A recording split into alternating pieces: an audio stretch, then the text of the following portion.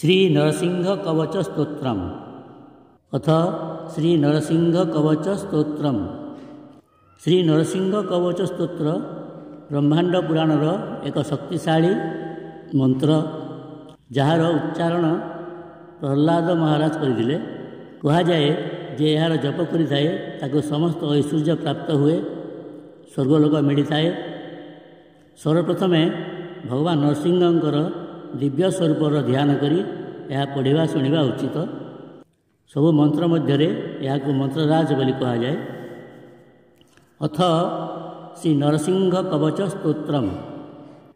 नरसिंह कवचं वक्ष्ये प्रह्लादेनोदितं पुरा, सर्वरक्षाकरं पुण्यं सर्वोपद्रवनाशनं, सर्वसम्पत्करं चैव स्वर्गमोक्षप्रदायकं, ध्यात्वा नरसिंहं देवेशं हेमसिंहासनं स्थितं, बिवृताशं त्रिनयनं शरदिन्दुसमप्रभं, लक्ष्म्यालिङ्गितवामाङ्गं विभूतिभिरुपाश्रितं, चतुर्भुजं कोमलाङ्गं स्वर्णकुण्डलशोभितं, श्रियासु सवितोरस्कं रत्नकेयूरमुद्रितं, तप्तकञ्चनसङ्काशं पीतनिर्मलवाससं, इन्द्रादिसुरामौलिष्ठः स्फुरं माणिक्यदीप्तिभिः, विराजितपादद्वन्द्वं शङ्खचक्रादिहेतिभिः, गरुत्मता च विनयत्स्तूयमनं मुदन्वितं, स्वहृत्कमलासंवासं कृत्वा तु कवचं पठेत्, नृसिंहो मे शिरः पातु लोकरक्षार्थसम्भवः, सर्वगोपीस्तम्भवशः फलं मे रक्षतु ध्वनिं, नृसिंहो मे दृशौ पातु सोमसूर्यग्निलोचनः, श्रुतिं मे पातु नरहरिः मुनिवर्यस्तुतिप्रियः,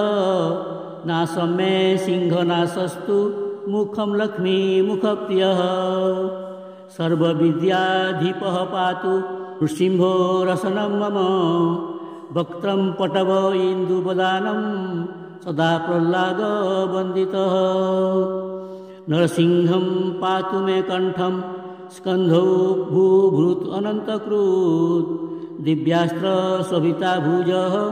नृसिंह पातु मे भुजौ, करो मे देववरदो नरसिंहा पातु सर्वतः, हृदयं योगिसाध्यश्च निवासं पातु मे हरिः, मध्यं पातु हिरण्याक्ष वक्षः कुक्षिविदारणः,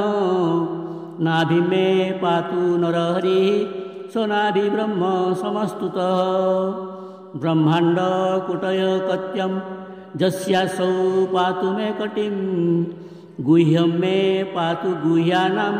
मन्त्राणां गुह्यरूपधृक्, उरुमनोभावः पातु जानुनी नररूपधृक्, जङ्घे पातु धराभरा हरतायोऽसौ नरकेसरी, सुराराज्यप्रदाः पातु पादौ मे नृहरीश्वरः, सहस्रशीर्षपुरुषः पातु मे सर्वशास्तनो, मनोग्रहपूर्वः पातु महावीराग्रजो गणितः, महाविष्णुर्दक्षिणे पातु महाज्वालास्तु नैऋतः, पश्चिमे पातु सर्वेषु दिशि मे सर्वतोमुखः, नरसिंहः पातु वायव्यं सौम्यं भीषणविग्रहः, ईशान्यं पातु भद्रमे सर्वमङ्गलदायकः, संसारभयतः पातु मृत्युर्मृत्यो नरकेसरी, इदं नरसिंहकवचं प्रह्लादमुखमण्डितं, भक्तिमान् जः पथे नित्यं सर्वपापैः प्रमुच्यते, पुत्रवान् धनं लोके दीर्घायुरुपजायते, यं यं कामयते कामो तं तं प्राप्नोति संशयं, सर्वत्र जयमाप्नोति सर्वत्र विजयी भवेत्, भूमि अंतरिक्ष दिव्यानं ग्रहणं विनिवरणं, वृश्चिकोर्गसम्भूत विषपहरणं परमं ब्रह्मराक्षसजक्षणं दुरोत्सारकारणम्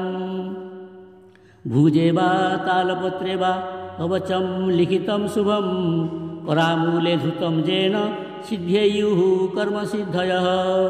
देवासुरमनुष्येषु स्वं स्वम् एव जयं लभेत् एकसन्ध्यां त्रिसन्ध्यां वा जहपथे नियतो नरः सर्वमङ्गलमाङ्गल्यं भुक्तिं मुक्तिं च विन्दति वा त्रिंशन्ति सहस्राणि पठेत् शुद्धात्मानं नृणं कवचस्यास्य मन्त्रस्य मन्त्रसिद्धिः प्रजायते अनेन मन्त्रराजेण कृत्वा भस्मभिर्मन्त्रणं तिलकं बिभ्रियाद्यस्तु तस्य गृहभयं हरेत् त्रिवारं जपमानस्तु दत्तं बीर्जभिमन्त्र्य च प्रसयेद् यो नरं मन्त्रं नृसिंहध्यानमाचरेत् तस्य रोगः प्रणश्यन्ति ये च स्युः कुक्षिसम्भवः किमात्रा बहुनोक्तेन